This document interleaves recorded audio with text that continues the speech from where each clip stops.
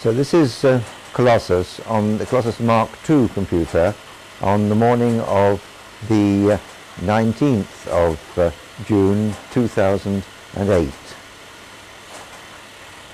This is the rebuild of the Colossus Mark II computer.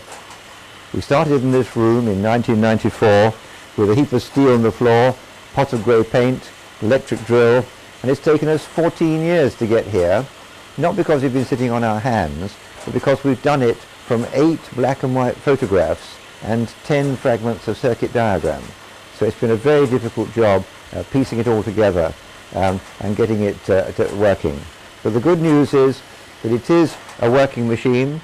It's switched on and working now, and within the last 18 months I've actually used it to break a real ciphertext exactly as it was done in World War II. Now, in order to prove that, last autumn I set up the Cipher Challenge. And what this was that we have on site here in Bletchley Park one World War II SZ42 cipher machine.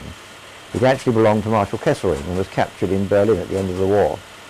We have it on loan from GCHQ, and last autumn I got permission from GCHQ to restore that to working order and then to send it to Paderborn, to the Heinz Nixdorf Museum in Paderborn, great friends of mine, and there on the 15th and 16th of November last year they enciphered and transmitted some German text by radio from Paderborn.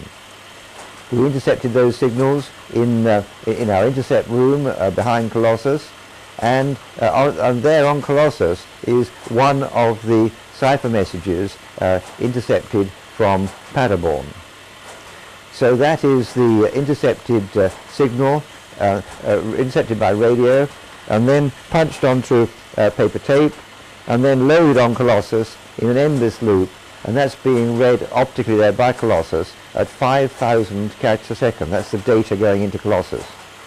It then took me 3.5 hours to actually work out the settings to which the German operators in Paderborn had turned the wheels, all 12 wheels of the Lorentz machine, before enciphering that message. Because you have to find those wheel settings that they've used before you can decipher the message. As I said, that took about 3.5 hours on a Mark II Colossus. And then I found them, and then I was able to decipher the message. And that proved that the rebuilt Colossus was capable of deciphering the settings on a message and deciphering it. But this was a world challenge to anybody to intercept those radio messages and to break the decipher before Colossus. It was won by a German, a young gentleman called Joachim Schuth in Bonn, a brilliant software engineer. He had a room full of Pentium 6 computers and wrote lots of very special software in Ada, and he broke the message that I broke in 3.5 hours. He broke that in 46 seconds. But if you take the doubling of computer power every year, Moore's law, for the last 60 years, that still makes Colossus a very fast machine, which it is. But it did prove that the rebuilt Colossus could be used to break a message. Now what Colossus is doing is it's reading the data from the paper tape into its innards, and then it's using 2,500 valves, tubes, and all its switch programs to work out the settings to which the German operator turned all 12 wheels of his Lorentz machine. Now that could take anything up to 6 hours on a Mark II Colossus, going over and over and over the ciphertext, analyzing it statistically, teasing out the wheel settings. Came out on a typewriter here, and when you got all 12 settings out, then you went to the Tunny machine, and that's the machine we're rebuilding in the room behind here, and that's the machine which could then decipher the messages once Colossus had found the settings. Now, so when Colossus had found the settings, you could put them onto the Tunny machine. You could then read in that ciphertext, and if you got it right, out came a German decrypt on the typewriter alongside the Tunny machine. Now here is a decrypt from late 1944. It's got rather an amusing section in it down here. It's from a German storeman, a quartermaster in Germany in the war, and it says in German, "If you don't send me the documentation, I won't send you the goods." Have you heard storemen say that before? that this is a high-grade cipher link used by Hitler to his generals, and a Storman gets a message on like that. It's quite amazing. Now the Mark I Colossus was designed in 1943, came on stream January 44, and they immediately ordered the more powerful Mark II, and it's the Mark II that we've rebuilt here. And the first of those came on stream on the 1st of June 1944, just in time for D-Day. They then ordered 9 more of them, so there were 10 of them here in Bletchley Park, and number 9 was actually in this room where the team and I have rebuilt Colossus. At the end of the war, they were all dismantled, and they were dismantled to keep a very important secret. And the secret was that we knew how to break a cipher as strong as the Lorentz cipher. Now that's the Lorentz machine is about a million times stronger as a cipher than Enigma. During the war, we told the Russians we could break Enigma. We never told the Russians we could break Lorentz. And with the Cold War coming up, we didn't want them to find out. And that's why everything was kept so secret in Bletchley Park at the end of the war. That was the big secret.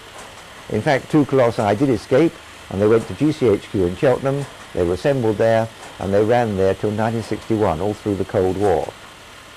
That's the wartime story. The rebuild, about 20 people have helped me with the rebuild, but it has been a very long and difficult job, only possible because Tommy Flowers, who designed Colossus, used standard mechanical exchange equipment in the building of Colossus. That was what was available.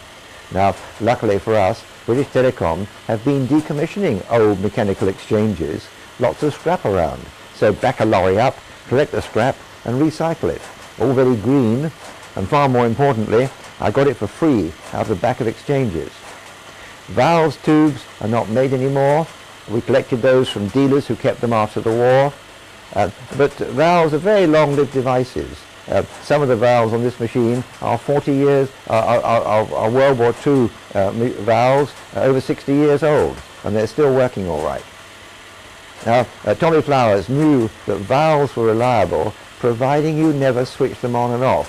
That's what broke the filament in your valve, in your radio or television set. So, in wartime, the colossi were assembled and never switched off. Now, we can't do that, because this takes 5.5 kilowatts of power.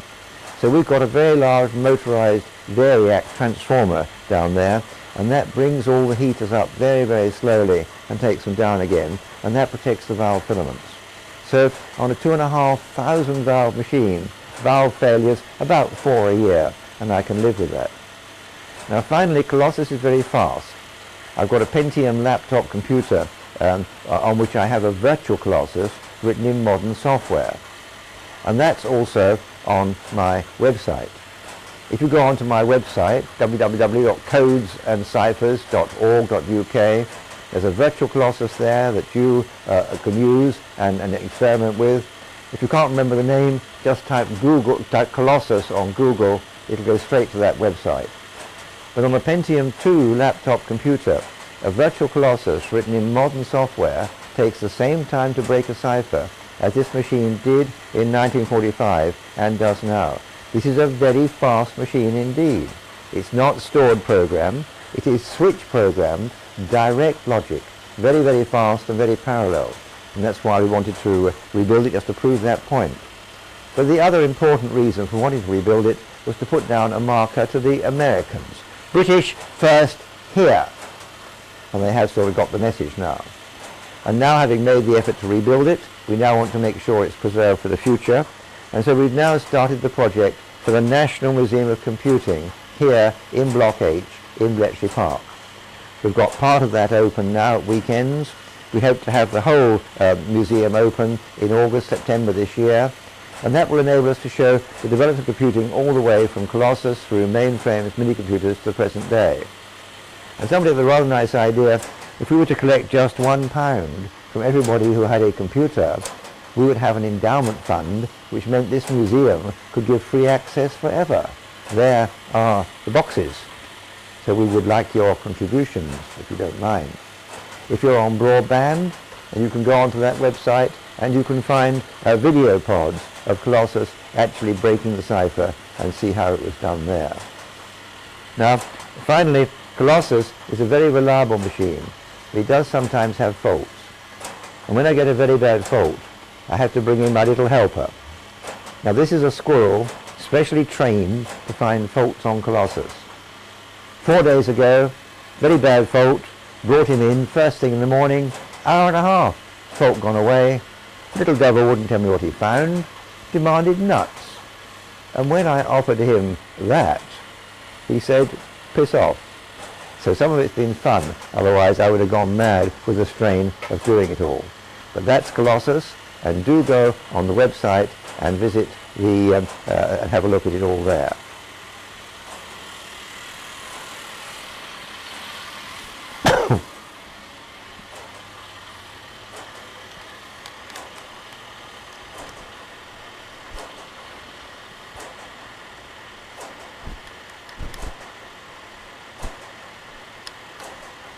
So there is the website address there, www.codesandciphers.org.uk.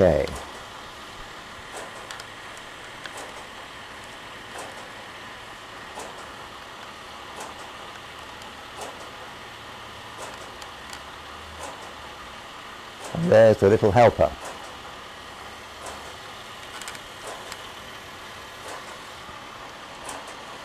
And here is the paper tape which we intercepted from Paderborn there, loaded onto Colossus, and that is being read there optically at 5,000 characters a second. That's 30 miles an hour, that tape's going through there. So that is Colossus. It's been a very long and difficult job rebuilding it, but it was most important to do it as a tribute to the code breakers and the engineers who designed and built it in the 1940s.